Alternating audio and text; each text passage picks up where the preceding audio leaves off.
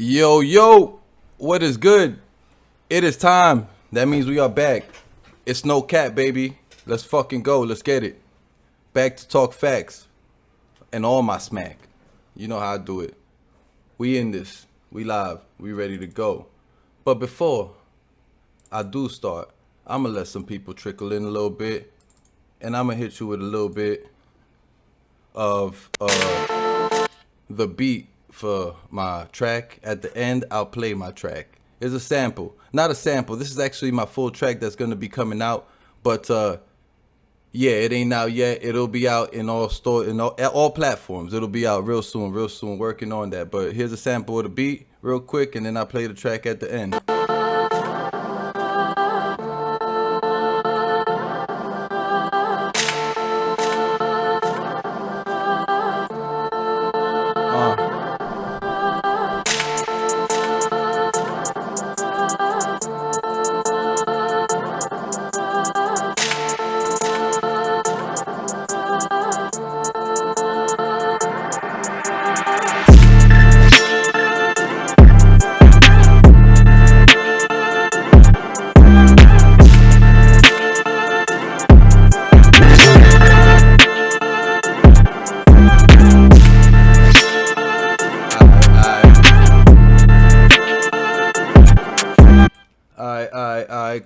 Cool. You know what I'm saying? Let you get a little sound of the beat.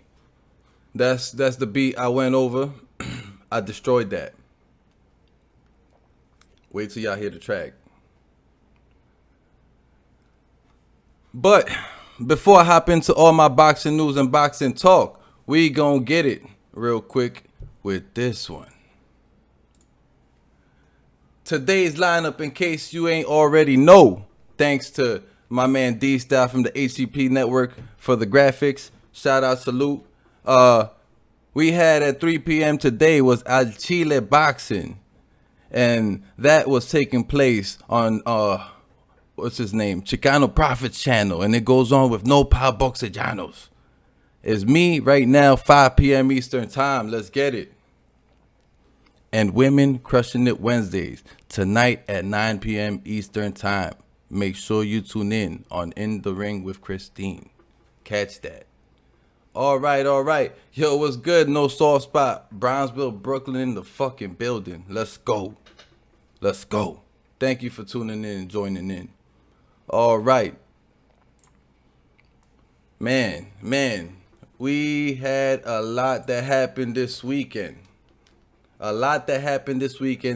Too much to spend the entire show on, so we gonna spend like good maybe 15-20 minutes on this nice little recap. But we must start with the most exciting fucking event of the weekend. Shit was crazy, man. It was fucking insane. It was lovely, and I'm very appreciative for what took place. My man, Sebastian, the Towering Inferno Fundora, put in work. Just gotta put this image up on screen. My man put in work. It came into the fucking stadium being doubted. I was doubting him. I didn't think he was gonna get that W. I didn't think he was gonna outdo Lubin. I thought Lubin had it in the bag.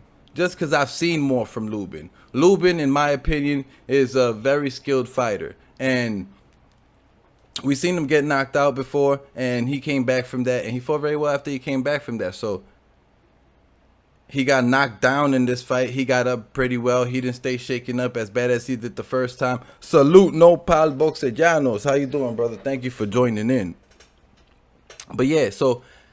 yeah, Lubin, I guess, I don't know, is looking like he don't have a chin or I don't know. But he did take that shot from Fundora. He went down, he got back up, and he kept on fighting. The fight did not get stopped because he got KO'd. The fight got stopped as a TKO because his face hit by his corner, because the face, Lubin's face was just looking fucking insane. It was looking crazy. Fundora did his fucking thing. He was amazing out there. Looked way better than he looked in his previous fight, where he fought what's his name, Sergio Garcia. Against Sergio Garcia, I was not impressed with Fundora's work. Fundora was getting hit way too much. He got buzzed a few times by Sergio. I think Sergio Garcia in his previous fight. Yeah, man.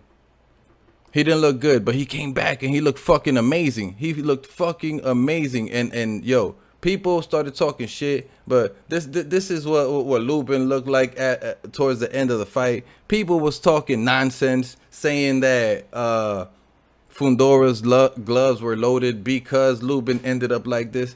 You know, it sucks that in boxing there's so many haters. People can't just give somebody props. Like, why can't we just give somebody props? Appreciate what happened.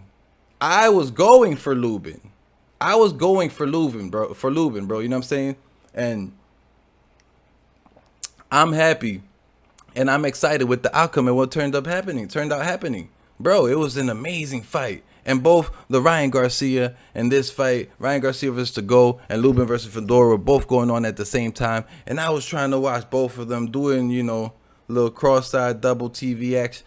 Bro, after a certain point, I just stopped watching the Ryan Garcia fight. And I caught the replay of that fight because the Fundora versus Lubin fight was just fireworks. No Pal says, I totally agree, bro. I needed to see some Tyson Fury-esque attributes from Fundora to believe. Yeah, I mean, he didn't necessarily show the Tyson Fury type of boxing, but he definitely went in there and finished the guy and put him down like Tyson Fury did to Deontay Wilder. But yeah, man, facto money, Kenny says, no soft spot. Yeah, man, it's facts. Like, it was amazing boxing. People need to stop hating on Fundora. Like, you didn't hear Lubin say anything about loaded gloves. You don't hear Lubin's camp coming back talking all this smoke. Why is this narrative even being put out there? It doesn't make sense. It's stupid. But yo, Lubin, I wish him the best on his recovery because his face looked really beat. Yeah, and bro, that shit was scary. Not scary as in, oh, it's ugly, I'm scared. Scary as in, yo, I feel bad for his recovery. Like, hopefully he gets his face looking 100% regular the way it used to be beforehand. Like, shit like that can be life-changing. So, yeah, man. I do think Lubin will be all right. He's going to come back. He's going to be fine. He's going to come back. He's going to box again. What level of boxing or what level of opponent is he going to have? I don't know. Back to the drawing board, though. Let's not do another step up or, you know, maybe same level fighter, but not no crazy mismatch in size like that. That didn't work out for Lubin at all. I thought he was going to be able to box him out, use his moving ability, get in. I thought he was going to be able to stay on the outside with the jab because I noticed that Fundora is the one that likes to come in and, as you saw, use the uppercut and the close quarter combat. But, yo, everything that I thought was going to happen didn't happen. Fundora showed us, man. Fundora showed us that he is the truth. He is the guy, man. He's the guy not to be fucked with at that division. So this is a little something. This what came to mind to me. It's a little funny, but this what came to mind to me when Erickson Lubin at the end of the fight when he was all buzzed up and swollen, bro. This was the first thing that came to mind. It was Martin when he got buzzed by all those bees, I think it was, or was it beat up in the episode? I don't remember. Long time ago. But this is the first thing that came to mind. Pretty funny. But as I said, not making fun of the dude. I feel bad and I wish him the best recovery. Fundora, the guy. Let's see if he could face off against the winner of Charlo versus Castaño too. Let's see. I hope so. But, you know, as I tweeted right after that fight, I don't know. I think we're going to start seeing Fundora, the Towering Inferno, start getting ducked by people because that was insane. What happened this past weekend was insane and not expected by anybody. You think Tony Harrison can give Fundora problems? I don't know. I don't know. I don't know if anybody can give Fundora problems with what we saw this past weekend. If Tony Harrison has an amazing jab, and he definitely beat Sergio Garcia, which was a guy that gave Fundora problems. But Fundora leveled up since that last fight. I don't know. We saw Jermell Charlo knock out Tony Harrison, and he was going for the knockout, but more so placing the power punches instead of going with that Fundora type of style, which is kind of Inferno, like he Towering Inferno, like he says. He goes in there and really tries to put a beating on the guy, punches and bunches. So, yo, I don't know. If Charlo was able to take care of Harrison that way, I think Fundora will probably take care of Harrison the same way, maybe a little more brutally too. And it's early to say that too, because this is Fundora's style of fighting, but this is the first time that we see Fundora put like a savage, brutal beating on somebody like that. So, I don't know. Charlo's gonna ask for the catch weight. I mean, I hope not. What catch weight is there to ask for? He fights at 154. Fundora will fight at 154, unless Charlo's gonna say that he's gonna be moving up in weight, which I don't see that happening. Let's see what happens. But yo, Fundora is looking like a savage at that weight class, and any weight class that he can touch beyond that weight class. We'll see how he has a great chin, but we'll see how that holds up against more power. But the guy's looking great. His cardio is bugged out. It's crazy. His cardio is insane.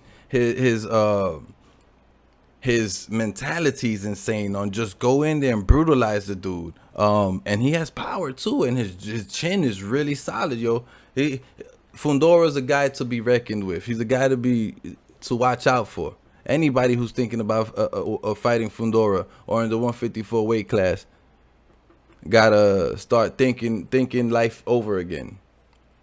It's something that Fundora said too. This is the last thing I'm gonna say about him before I move on. But there's something that Fundora said too, and that's that there is no way for anybody at the 154 weight class to like try to get an opponent to replicate him in sparring. So it's very, very difficult to prepare for him, which is that's facts. And by the way, he speaks very, very intelligently. I was impressed, man, by the school teacher. He went in there and put a beating on dudes. But all right. Here we go. On to the next topic, which is a little bit on the recap. Tony Harrison and Sergio Garcia versus Sergio Garcia. Tony Harrison put in work, man. Tony Harrison was in there jabbing it out, and Garcia was trying to put in work on him. He tried the same. He was trying the same tactic that he used that kind of worked against Fundora, but it didn't work against Harrison. Harrison was working that jab very, very well. Yeah, man, Harrison was working that jab, and also the right hand, the straight right hand. He kept Garcia away from him for most of the fight, and Garcia was trying to come forward. He was also moving very well on the back foot. As we know, that's the style which he fought Jermell Charlo in for portions too, because he did come forward with his jab for some portions as well. SoCal says, I thought Fundora, being half Cuban, would have good footwork, but he flat-footed and just comes at you with that Mexican style. Harrison was showing beautiful movement. Yeah, I agree with both of those statements. Fundora says that he can switch it up, that he can box and stay long too, depending what the fight calls for. But we'll see what happens. It's hard to say what we think is gonna happen. We have to see him do it. We can't just say, oh, he's gonna be able to do this because he's a tall guy. Get it, brother? He had my dentist appointment listening in. I appreciate that. Off the ropes. Let's get it, my brother Georgie. Let's go. But yeah, man. Tony Harrison looked great this past weekend. Convincing defeat of Sergio Garcia. I think he looked amazing. Maestro was asking me, is he back? Is the country smack talker back? I don't know. He looked good, but is he back? I don't know. I think with a little bit of higher opposition, I think he gets maybe the same finish or the same exact ending that Charlo gave him.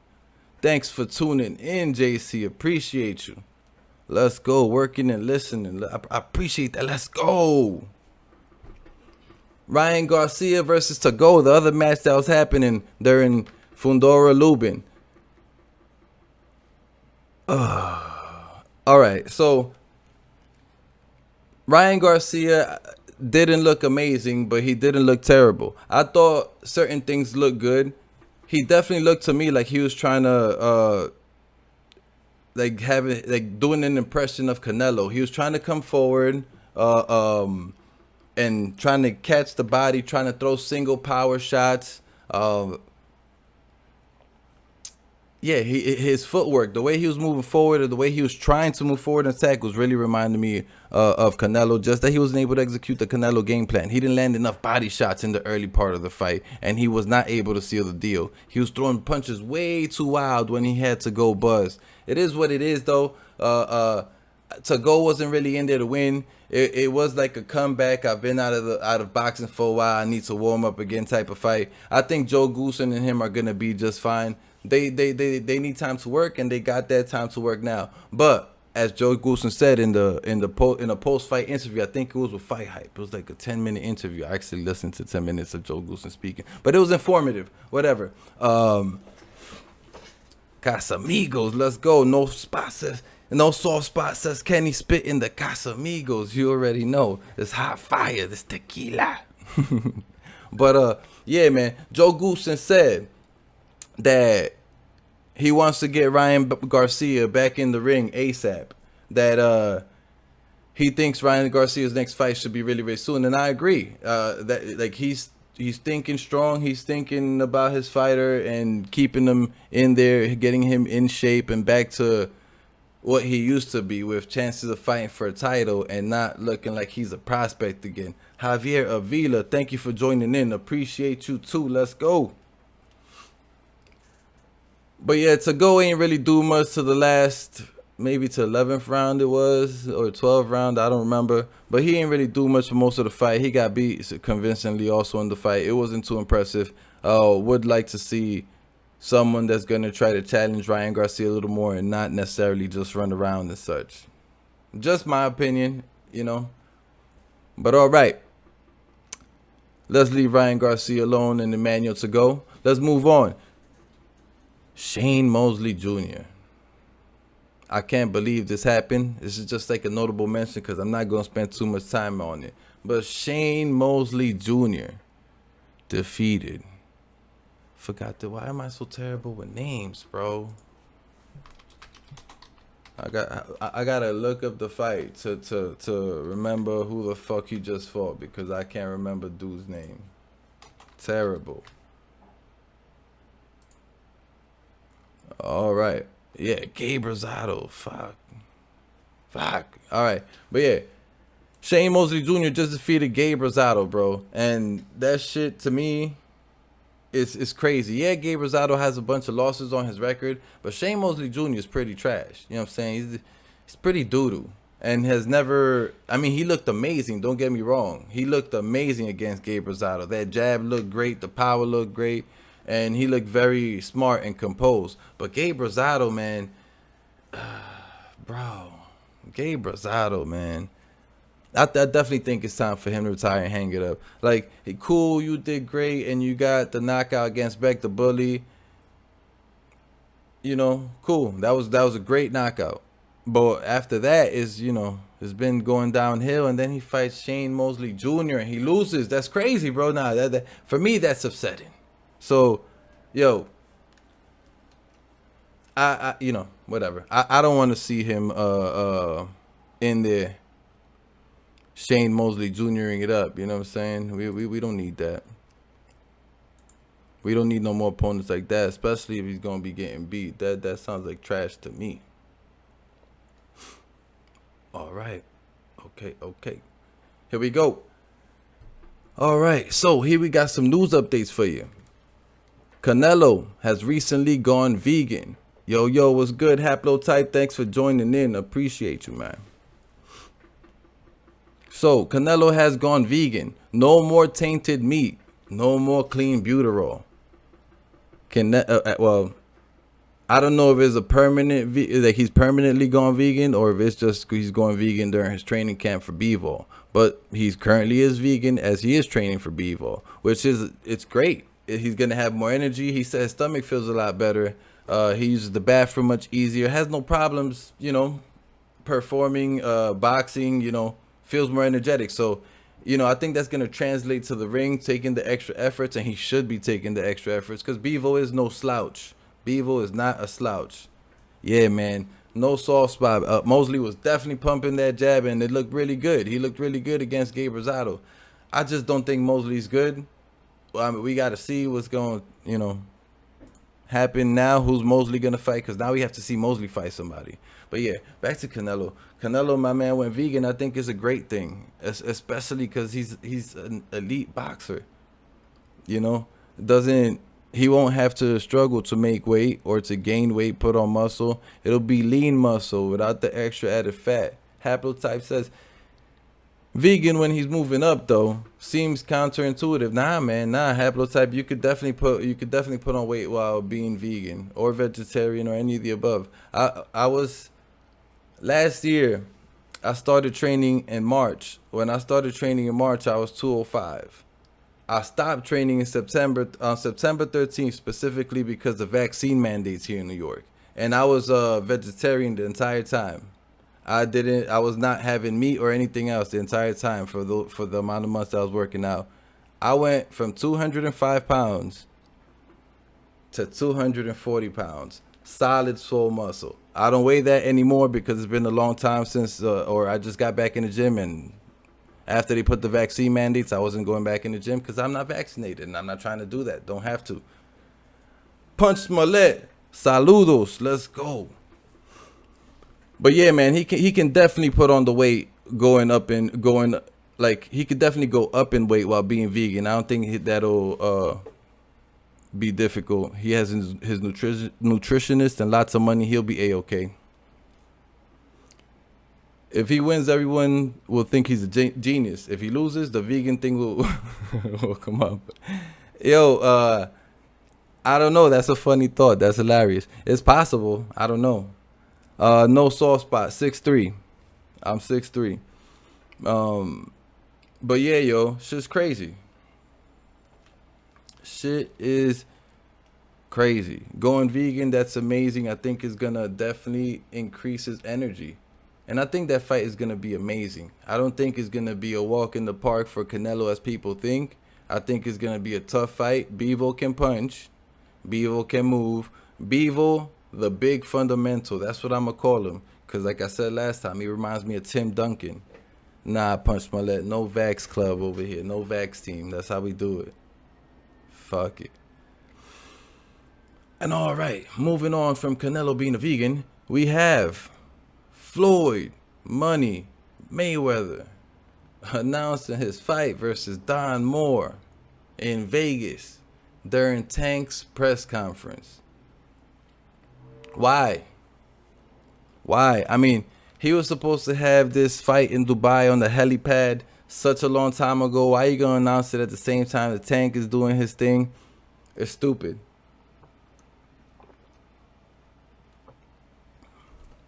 He's supposed to be his promoter. He's supposed to be looking out for the dude, promoting him, trying to make more money off of him and for him, not necessarily trying to take attention from him by promoting your own fight. And, I get it, you're trying to make your own money, but it's just disrespectful. You're a retired fighter, bro. It's not even like you're active. You're a promoter. What's going on here? 2 + 2 is not equaling 4 right here. This equation is not making sense, bro. He's a trainer, a retired boxer. He's coming back for an exhibition against a nobody, Don Moore, in a helipad in Dubai, and decides to hate on his boxer. How does that make sense to anybody? Because it damn sure don't make sense to me at all. Questions being asked by everybody is, was this a hating move? Is he jealous? Stealing Tank's clout? I think all of the above is correct. He always steals Tank's clout. He's always, taking the mic, saying things and putting himself in the spotlight when he should be talking about Gervonta Tank Davis. And it's all about Floyd Mayweather and his finances.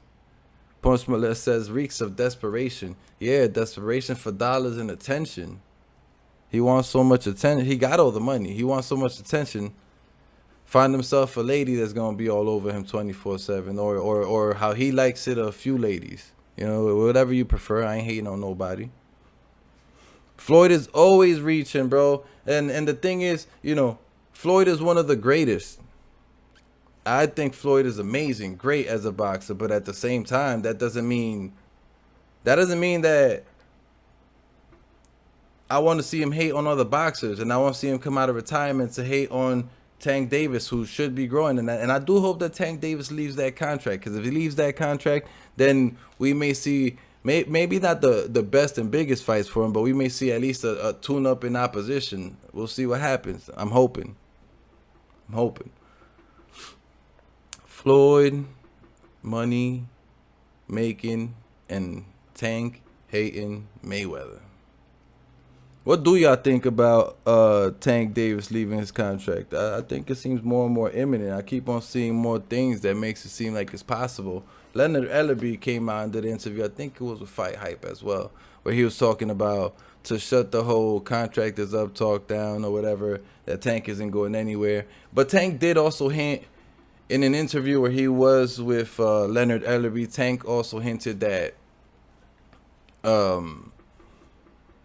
that if the money is right, that there's possibilities of resigning. And he was in an interview with Leonard Ellerbe, and then Leonard Ellerbe started laughing when Tank was like, if the money's right, it's, you know, it was funny shit. But I hope if he signs with Leonard Ellerbe, right, does that mean that Floyd is still controlling his career?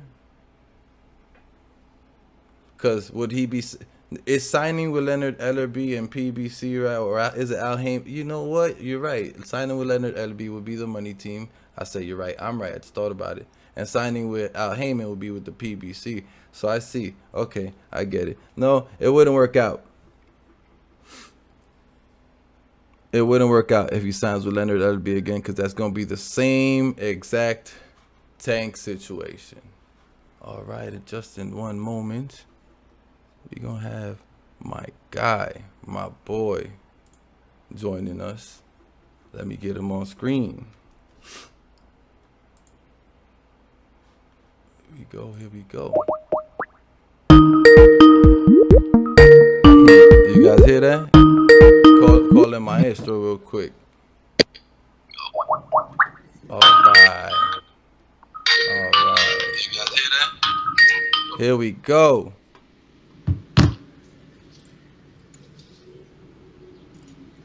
I'll put him big on screen right now. Learning this thing is a new software. How we doing, Maestro? We good over here. Let me get the mic over here. Good. How's it going with you, Kenny? Can't complain, bro.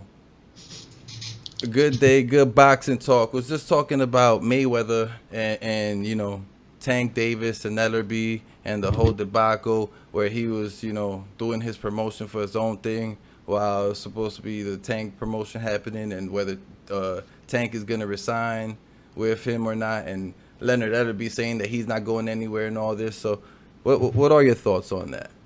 Well, Kenny, I mean, we've talked about the issue with Floyd and Tank back and forth for a couple years now. I mean, Floyd seems to be like the kind of guy who has to be the center of attention, including when his fighter is announcing a fight, including when his fighter is in the change room getting ready for a fight, and including between rounds when his fighter's fighting. And then including after the fight at the post-fight press conference. I mean, when have you, let me ask you this, Kenny, when have you seen Floyd Mayweather beside Tank Davis and him not wearing some extravagant amount of jewelry or some top hat or some outfit that is meant to totally distract people away from Tank Davis and put the attention on Floyd? Have you ever seen that? No, it doesn't happen every single time that he is near Tank Davis. That's exactly what he's doing, stealing attention with like the 6 chains, looking all nice and shit. I mean, I wish I had 6 chains. I ain't hating on that, but you know what I mean. No, you don't need that. Just floss my dollars, you know what I'm saying? That's what I'll be doing. One thing I gotta share real quick, just to give the example of what you was talking about. Here we go. There you go. You got something. Bam. If you look on screen on the stream, you'll see Floyd Mayweather with the 2 big fat chains. I think that's 3 fat chains. If you look, that is 3 big fat chains. Right? And then I don't know what that is around the wrist, but it's like, look, Calvin Ford is supposed to be the lead in the corner, right? And between rounds, who's giving the advice? Is it Calvin Ford? Or is it Floyd coming from the front row? You know, from the front row, Floyd, baby. Front row Floyd, right? And I know there's people that watch HCP and the HCP network of channels that are familiar with professional wrestling. You know, especially professional wrestling of like the late '90s, late '80s, early '90s. You know, the one I grew up with in elementary school, and it reminds me of when Macho Man Randy Savage was looking for a partner for the Survivor Series, and he was trying to get Mr. Perfect to be his partner. And at that time, Mr. Perfect was aligned with Bobby the Brain Heenan and Ric Flair, and they were making a point about the fact that the shine always needed to be on Ric Flair and not on Mr. Perfect. It got to the point where Mr. Perfect actually decided to leave Bobby the Brain Heenan and Ric Flair and go on it on his own. This is kind of what I remember personally myself.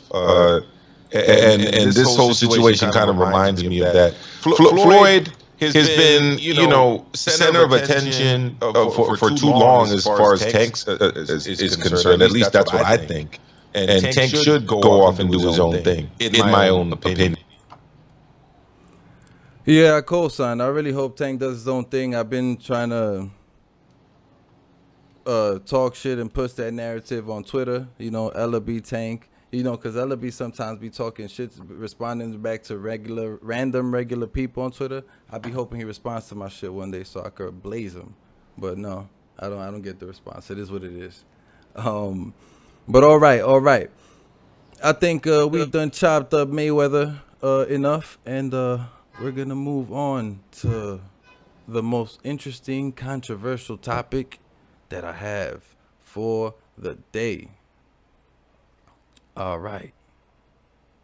So here we have a couple ladies. The topic is, hold on, let me move my Astro's camera down. The topic of conversation is women and their sexuality in boxing. So I'm gonna let you guys see the picture right now, and I'm gonna move mine and my Astro's camera for a second. Here you go. So first we have Ebony Bridges, right? She does look hot, and it does appeal to me, right? Cool. And that's not what I'm showing these for, to say whether they appeal to me or not. I'm showing you guys a couple images before we get into the topic of conversation fully, and we could all have a conversation, educated conversation. Here we have Alycia Baumgardner also looking hot and using sexuality, promoting herself and whatever, as she should. Right. And then this was another one that I saw today. Here we have Kaye Scott, another boxer who put out a message showing her body and figure and such stuff like that. So the reason I share these photos is specifically because I think that that's something that's happening right now in the sport of boxing a lot. And it's helping the sport grow, and I'm very appreciative of it.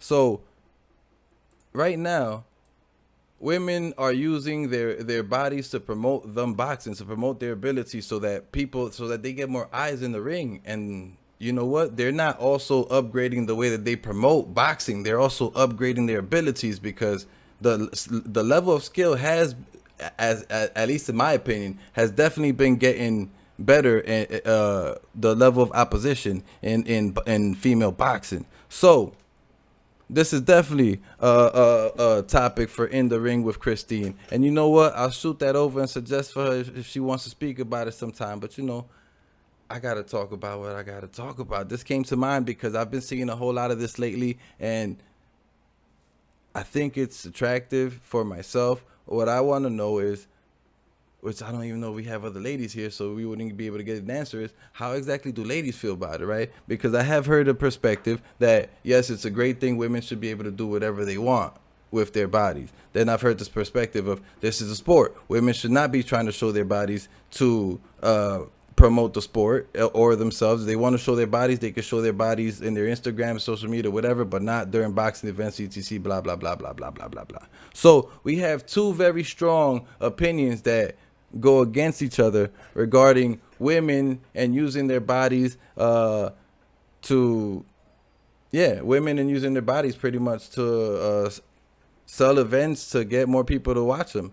But it's not only that, they're also looking even better as boxers. They're looking amazing. So what are your thoughts, Maestro? What are your thoughts on this, man? Well, I'm not all the way on one side and I'm not all the way on the other. So, I think that the women should be able to do whatever they can to promote themselves. Hell, it's a free country. If one of them even wanted to do pornography and felt that that was in their best interest, like, they have a right to do that. You know what I mean? But having said that, me, myself, personally, I don't even find Ebony Bridges that attractive myself. So I'm definitely not the person that a lot of these people are trying to appeal to. I like natural. I don't like fake. I don't like fake hair. I don't like fake ass. I don't like fake breasts. Hence, I'm not really attracted to people like Ebony Bridges. I'm sorry. I'm a happily married man. I'm attracted to my wife. I think my wife looks way better than all of these women. So, it's just not really what I'm interested in personally. Like, I'm interested in watching boxing. I'm not interested in watching fake breasts. Because at the end of the day, if you're looking to watch fake breasts, why do you even want to watch boxing anyways? Why not just go to a porn website? If that's what you want to do, if that's what you're interested in, why are you even looking at boxing?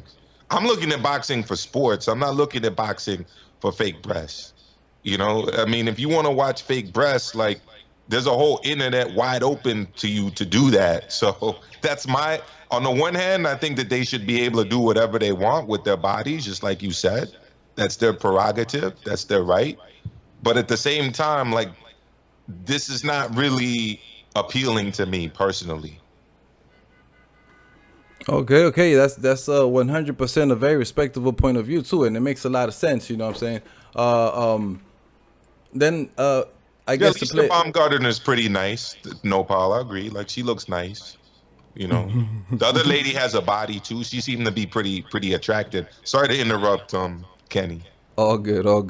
But yeah, I think, yes, Nopal says it's a double-edged sword. The eye candy is the only thing that will attract the casuals to fights. Makes a lot of sense. Haplotype says, ladies on the whole, don't watch boxing. Boxing is the only sport where you see hot women. I don't, Chicano says, I don't. True. He needs to start watching volleyball, tennis, track and field. That's volleyball. Oh my God. Come on, fam. Have you seen softball too? Softball. Brazilian volleyball teams? Really? But yeah, Chicano says, I don't find Bridges attractive either for those reasons. The other two ladies I could get down with though. Look, I'm gonna say, as a single man watching boxing, I'm gonna say it's nice. It's not needed I'm gonna watch the fight anyway. For me, it's not needed. It's nice, For the casual, as Nopal says, I guess it makes sense, right? Attract some casuals, get some other eyes on the sport. Double-edged sword. And at the end of the day, in the United States, we quote unquote have freedom of speech, which we really don't, and freedom of being whoever we want to be, which we really don't. We, so much censoring, so much facades, so much characters and nonsense that people create, and so much censoring happening from the state from like the U.S.'s behalf onto us. So it is what it is. Let them be free. Let them do what they want to do. Is my thought. And if you can box, like for example, if if you're a girl and you can box very, very well, and you go in there and you look hot too, that's just a plus to me. But like, if you a girl and you go in box and you trash and you hot as hell, it's like now you're making a joke of the sport of boxing, and I hope that that's not the turn that it takes. That now this is like a who's hotter contest or who's in better shape, right? No. Let me ask you this, Kenny. Right? I asked you about the IBO title on Mano a Mano on Monday, and you were very honest and forthright with your answers. So let me ask you like this. Would you rather see two hot women fight or that cannot really fight that well? Or would you rather see two like just boxer women fighting each other and it's a high level fight? Let me just get this right. So would I rather see two hot women box that can't fight? Okay, or two women that can fight that aren't hot? Yeah, I would rather watch the ones that could fight and aren't hot. Well, there you go. Just, I mean, that's what it boils down to at the end of the day. This is boxing at the end of the day. This is not right. This is not popularity, but you know, if it's there, I'm gonna look. You know what I'm saying? I didn't. Can't blame me. I mean, like with the Ebanie Bridges fanboys, I mean, why not just go dual screen and put up some porn like while you're watching boxing? Like if that's what you're interested in, I don't understand the appeal of that personally. I know I'm probably not in the majority on this one. I'm probably a minority, but like I watch boxing to watch boxing. You know what I mean? But hey, I mean, to each their own. You know, I was listening to an interview with a fighter who said that she gets like all kind of weird requests like through social media, like people are calling her or DMing her asking for her like old socks and stuff like after she finishes training. I guess they want to sniff them or something. There's all kind of weirdos out there that watch boxing. I mean, I guess people want to tap into these type of things, but for me, it's the skills that pay the bills, bro. Oh, I feel that, and that does increase too. The weirdo shit will definitely increase if there is more of that in the sport of boxing. It is what it is. If whoever wants to do that, let them do it. If they don't, they don't. I was watching In the Ring with Christine last week, and there was some trolling on the chat saying that Ebony Bridges was his favorite female boxer. I thought that was hilarious. But yeah, just thought I'd bring that up because I thought it was funny. But all right, here we go. That was the only like no cap random thought that I figured I'd bring up so we could discuss. But here we go to the next thing happening, and it is actually one of the fine females that we were just discussing. I'm gonna go ahead and take myself and Maestro off the screen for just one moment. All right, here you go. We have the tail of the tape for you. And today, all of my tail of the tapes are from different sources because I couldn't find them all from one place. It is what it is, but they all look good. Let's get it. Alycia Baumgardner, 11 wins, 1 loss. Edith Soledad, Matthysse, 17 wins, 11 losses, and 1 draw. Also, you got to look at that age there, dog. 41 years old, man. Almost 42. Yikes. She older than me. Compared to 27.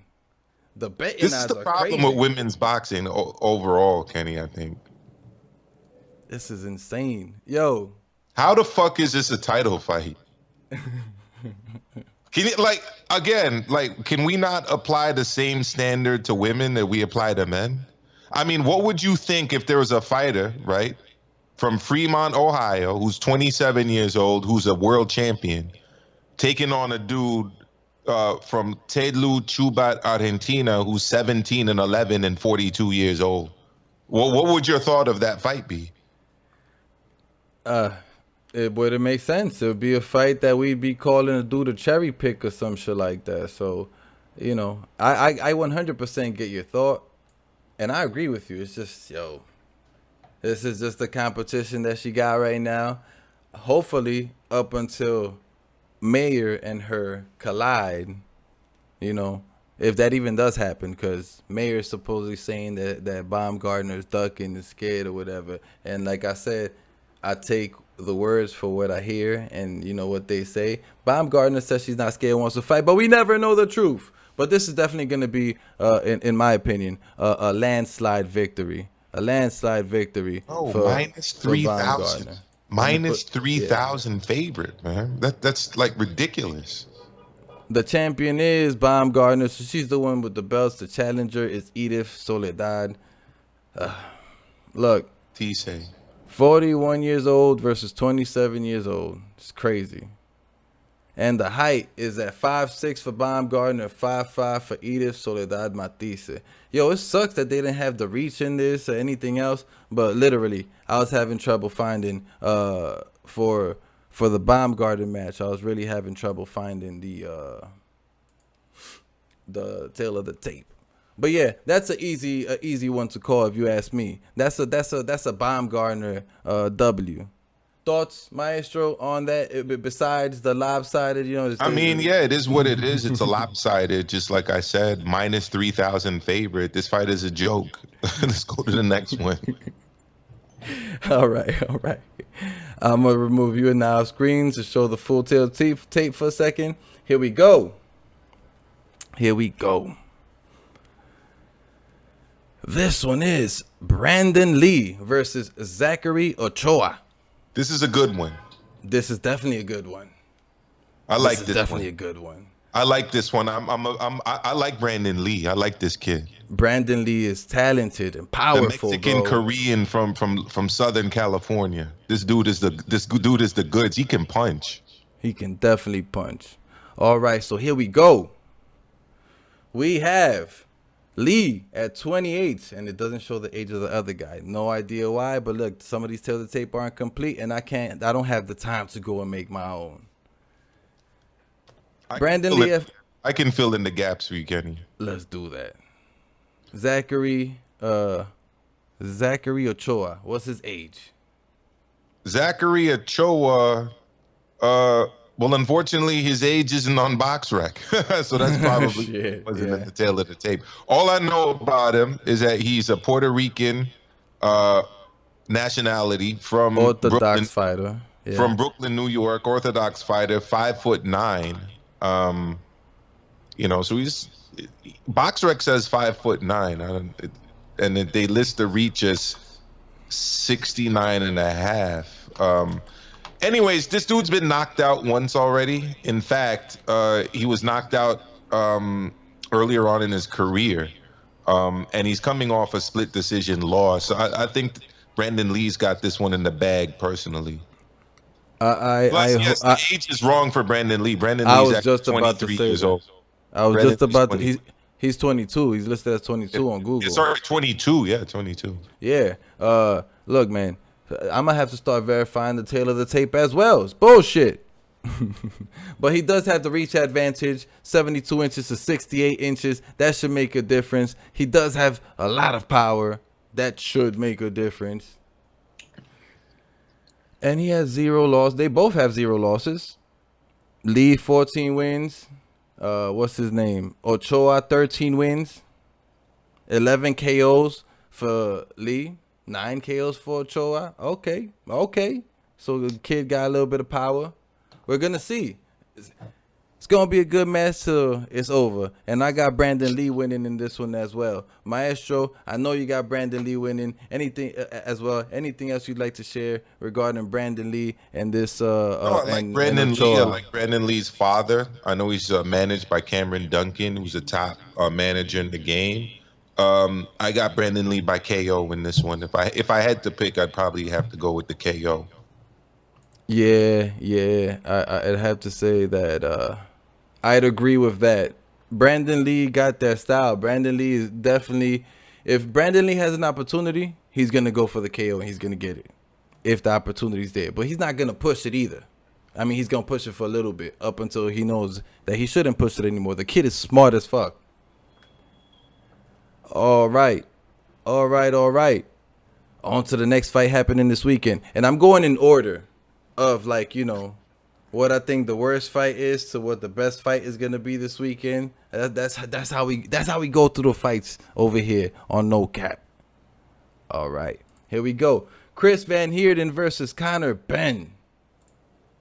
Chris Van Heerdan versus Conor Benn. Let me let y'all get a look at that. Remove myself and Maestro off the camera real quick. All right. Van Heerdan, 26 wins to Conor Benn's 20. 2 losses for Van Heerdan, 0 for Benn. 13 KOs for Benn, 12 KOs for Van Heerdan. 1 draw on Van Heerdan's side, 0 for Conor Benn. Look. Oh, 5'8". Conor Benn is 5'8". Chris Van Heerdan is 5'9". Has a reach of 72. No idea why this doesn't have a reach for Conor Benn. Is that available on BoxRec, the reach for Conor Benn? The reach for Conor Benn is not available on BoxRec. All right. It makes sense why they don't have it either, because most of these people's information comes straight from BoxRec. The ones who don't manufacture fake shit. But, yo, I'll let you go first on this one. His reach is 68 inches. I found it elsewhere. 68 inches. All right. So, yeah, 68 inches to 72. So he also got the shorter reach than Chris Van Heerdan. He's shorter and he got the shorter reach than Chris Van Heerdan. Maestro, I'll let you go first on this one. I went first in the last one. What are your thoughts on this fight? I mean, this is such a one-sided fight that even people in the UK are complaining about it. And Conor Benn is very popular over there. So that pretty much tells you all you need to know about the quality of this contest. The excuse given is that Errol Spence Jr. faced Chris Van Heerdan with more fights than Conor Benn. So that's kind of what they're using to justify it. And, you know, they're saying that, well, Errol Spence Jr. did it and he had more fights when he did it. So my guess is they're going to try to use it as a litmus test, right? Because, again, it was his last fight was actually against Jaron Ennis. It was a no contest in the first round. So whatever. He's also fought Errol Spence Jr., who he lost to. So he's got that kind of name recognition as an opponent, but it's not really a good fight. Yeah, I don't think it's a good fight either. I expected that Conor Benn's team was gonna do better in opponent selection. They've been doing a great job in building him up and making him popular, putting him against the right opponent. And I just thought that they were gonna have a better opponent selection than Chris Van Heerdan. Everybody, even Adrian Broner, would have been better than Chris Van Heerdan. Like, because he would have gained popularity. What does he gain from Chris Van Heerdan? Nothing. The trash that he could have talked to Errol Spence, he already got it in his last fight when he stopped. I forgot what's his name, because he stopped him earlier than Errol Spence did. So, yo, I think this is a bad choice on the fight for his management team. But regardless, I see Conor Benn winning this fight, most likely by knockout, because that's the style that he goes for. If he tries to knock people out, he wants to go in there and look good. He's spoken about this on camera on interview. You know, I think he's gonna go in there and get the knockout. Chris Van Heerdan is not the opponent that will give him the challenge or push him back enough or keep him off him to not have him not get the knockout. What are your thoughts? Finishing by knockout, 12 round? I didn't catch that. Yeah, if I had to bet, I'd have to bet the knockout proposition. If I were to bet, I mean, Errol Spence Jr. got him up out of there. So, you know, and Conor Benn is a rough and rugged dude, but not a very good fight. I wholeheartedly agree. All right, yeah, so we could definitely keep it pushing past this Van Heerdan versus Benn fight. Because I think we all know so far a lot of fights that are happening this weekend I'm very interested in watching, but a lot of fights that we kind of know what the outcome is going to be. All right, so here's the next one for you. All right, here we go. Take me and Maestro off camera again for a second. Isaac Cruz versus Yuriorkis Gamboa. Obviously, but you could just tell. There's no name on the screen, but you can just tell by the age difference who is who. Yeah, Yuriorkis Gamboa is the older fighter at age 40. They're both the same height. Gamboa is 2 centimeters taller, but that still works out to 5'5". I don't really like this fight. I don't think that Gamboa's shown that he's anything really world class at 135, and that was even when he was younger. Now he's faced a lot of losses. He's faced some injuries, and he's facing age, and he's taken on a 23-year-old who's shown himself to be quite comfortable at 135 pounds. It doesn't look good for Gamboa. Personally, I don't think so. And yeah, I mean, it's probably going to be an entertaining fight, at least. This is on the Spence Ugas undercard, so it's going to be entertaining, but it shouldn't be competitive. Now, do you think Gamboa loses by stoppage? Does Pitbull Cruz stop him? I don't know. I'm going to have to see the weigh-in for that and to see how they're looking. On paper, though, I think that, yeah, he should get the stoppage. Yeah, I mean, look, I was seeing some sparring footage, and I thought Cruz looked good in that, but, you know, we haven't really seen anything of Gamboa. Based off of Gamboa's past few fights and his age and everything, I'm going to say that I got Cruz, and based off of Cruz's last opponent, Tank Davis, and how that fight went and the outcome of it, I'm going to say that I definitely have Pitbull Cruz winning this. Whether it's 12 rounds or by stoppage, it's hard to say because Pitbull Cruz looks like he hits hard in the videos that I saw and what we saw, but we don't know if he hits hard, right? Because we haven't really seen him against that type of opponent, that level of opponent, and we haven't really seen him knock people out like that. So I don't know if it's going to be a knockout. I hope it's a knockout, you know. As much as I don't wish no bad on Gamboa, I like to see action-packed fights, and it's going to, like, I don't know. I don't think Gamboa should be boxing anymore, and I think this will force him to retire. I was trying to find a nice way to say that. No, that's a great way of saying it, Kenny. It's a great way of saying it. Do you mind if we do the main event, or if I give my thoughts on that one? Oh, let's go. Yeah, because I got to get running at the top of the hour. No problem. Let's go. Let's do that. And then the Butaev Stanionis fight is going to be good, though. Yeah. I was gonna speak about that one, but we could go right to the main event. Yeah, that's gonna be a good fight. In fact, that's the one on the undercard I'm looking forward to the most, to be honest. Yeah. But yeah, Errol Spence Jr., Yordenis Ugas, great fight, unified fight. A lot of people are complaining about it because it's not the Terrence Crawford fight, but I'm excited about it. And you know, I think Errol Spence Jr. is going to get the W. I think it's a 50-50 fight. I think they're going to be about 3 or 4 swing rounds at least. And I think that Errol Spence Jr. is going to get the benefit of the doubt. One thing I would say, though, is I'm not very happy about the promotion of this fight and the way they've been promoting Ugas at all. You know, I get that he's coming from Cuba and he's trying to, you know, make money in the United States. That's fair. That's the immigrant experience. That's what our families sought to do as immigrants. But this constant thing about freedom and all of this other stuff is like really getting annoying to me, to be honest. They wouldn't be saying that about a Dominican or a Jamaican or a Haitian or a Mexican. But when it comes to a Cuban, they always got to talk about freedom this, freedom that. At the end of the day, he's having the freedom to make the money because of the training he got in that education system, which, by the way, they constantly show video footage of. So clearly they gave him something in Cuba that he's using to his benefit. But yes, that's my opinion on the fight, Kenny. What about you? I think you're on the money with a lot of it.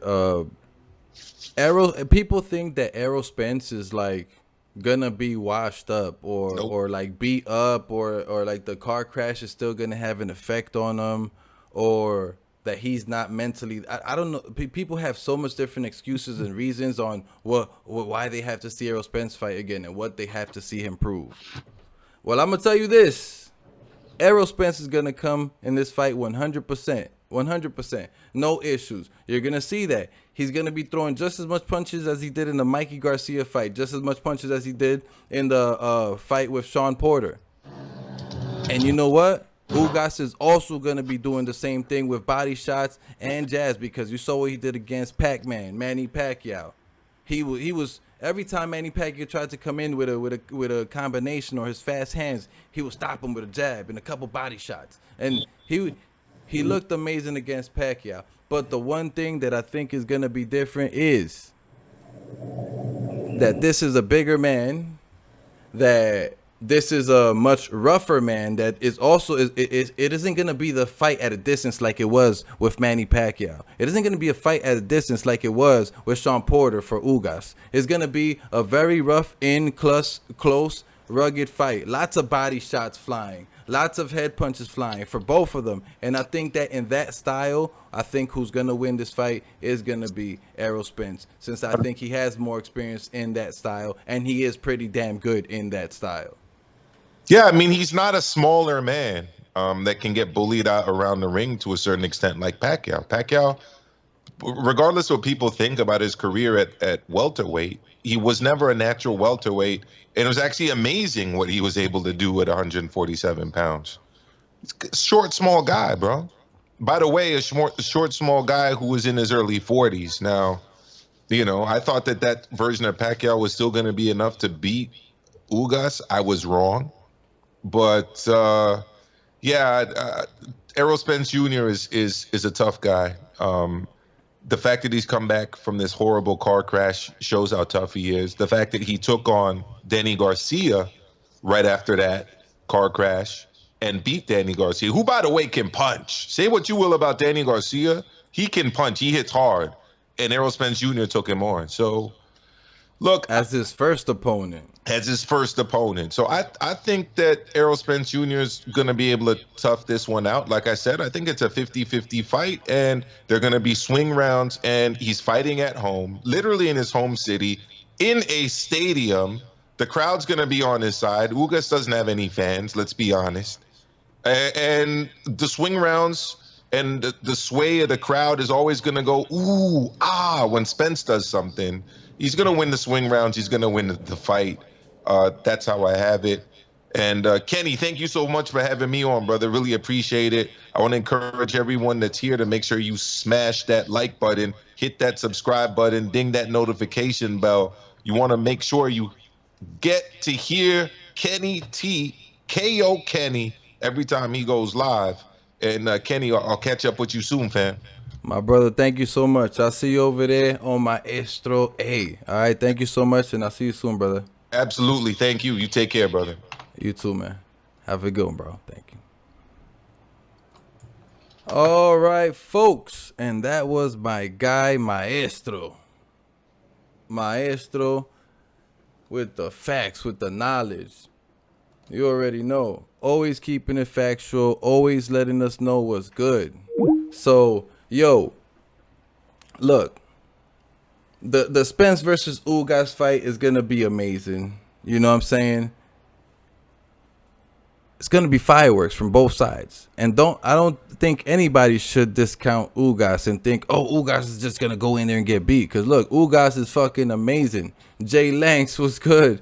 Thank you for joining. Ugas is fucking amazing. He's a savage beast. You know what I'm saying? So, look, I'm excited. And yeah, I can't wait for this weekend. Besides that, let me go a little bit into Stanionis and Butaev and show this tale of the tape. And then I got to get going because I got to go get me some food. You already know. Every time I'm ending a show, it's food time. I'm hungry. I'm ready to go. But all right. Here we have it.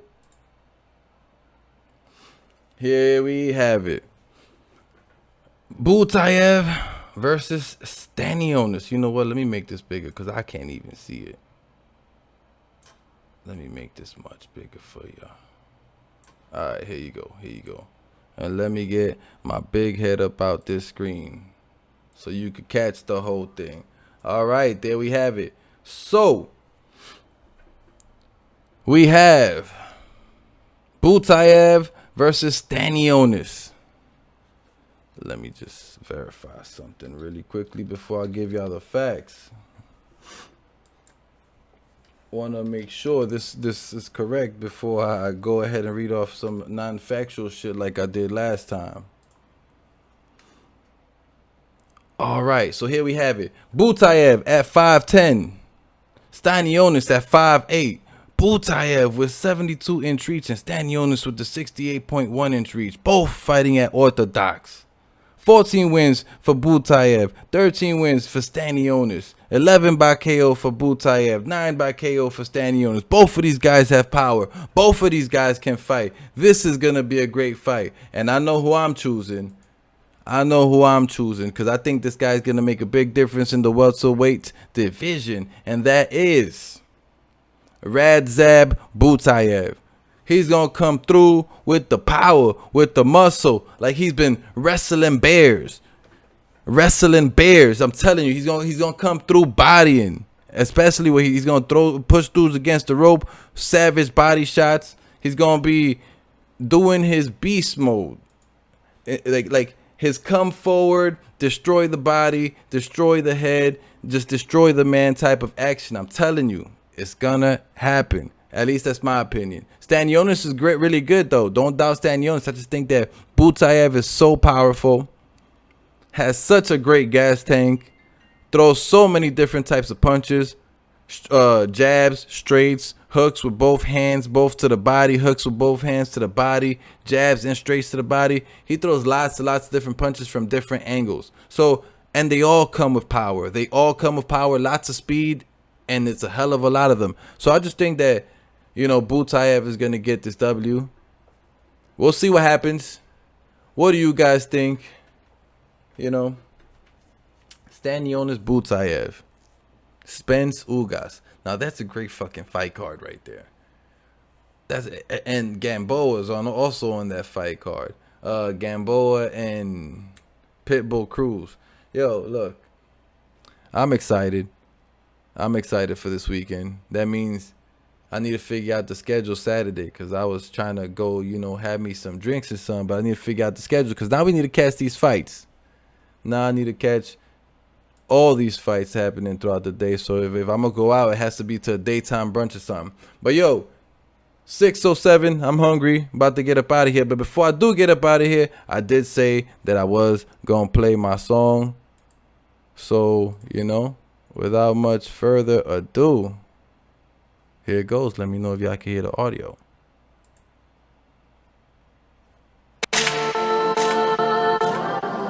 Yeah.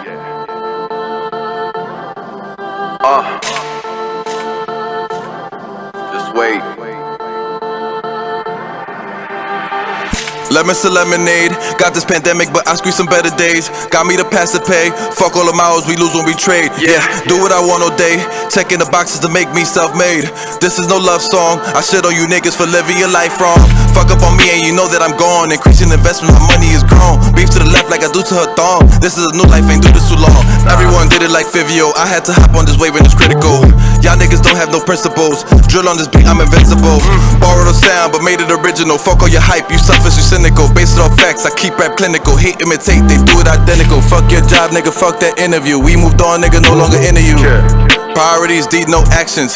Save your lives for gram captions. They don't love you, they love capping. Niggas wake up and start acting. Used to the swag, you jacking. Sucking mad dick, you gagging. Headed to space, but you are not part of my faction. Looking at me, she said guarantee satisfaction. I just started this shit and I already gained traction. Lemons to lemonade, got this pandemic, but I squeeze some better days. Got me the passive pay, fuck all the miles we lose when we trade. Yeah, do what I want all day, checking the boxes to make me self-made.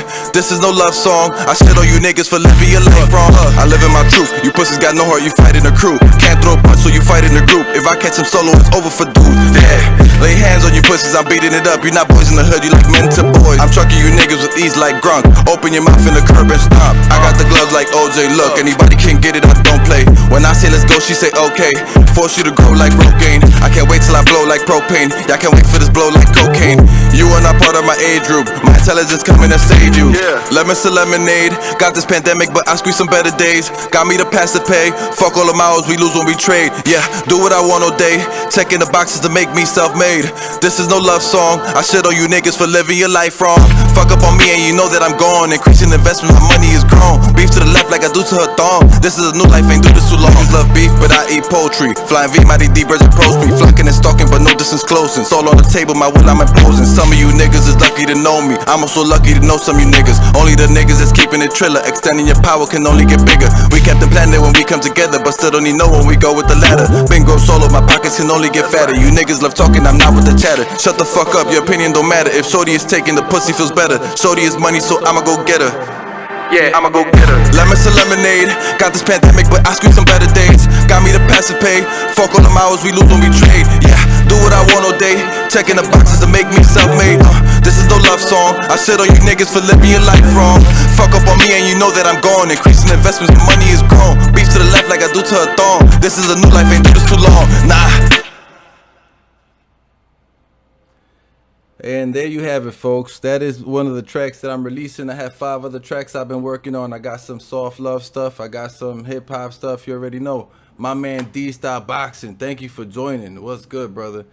About to head out, just sharing some tunes. You know what I'm saying? Just with the music I'm about to release in a few weeks. Been working on that hard, so figured I'd share it. Thank you for tuning in, though, D-Style. Everybody, thank you for tuning in.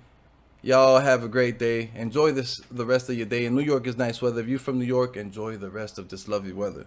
Take care. Peace.